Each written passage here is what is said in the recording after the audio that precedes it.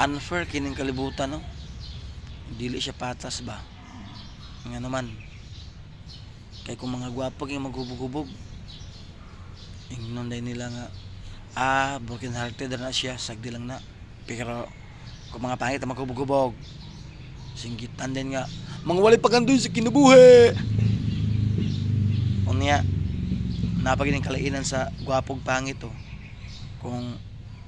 gwapo ang mag shades giving dako na musamot nun kagwapo silang pananaw, pero pangit ang mag shades giving dako ingnon din nga hala naunsa na si kuya ga shades giving dako, what is the sun nya naapagid oh. Kung gwapo ang nasa construction worker ingnon din nga wow nag sideline ang gwapo, pero kung pangit ang nasa construction worker ingnon din nga munang resulta sa mga taong tapulan mo eskwela unya napakido. Kung gwapo ging ang magbinahot ingnon din nga astiga ni kuya uy, pero kung pangit ang magbinahot ingnon din nga pagsulay kani sa Mindanao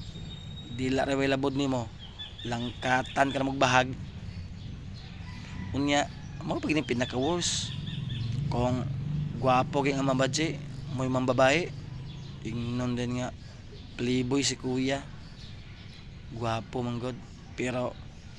pangit ging mamadji og mambabae ingnon dayon nga hala kabaga sa naong ingana niyang naong gapambabae pag yun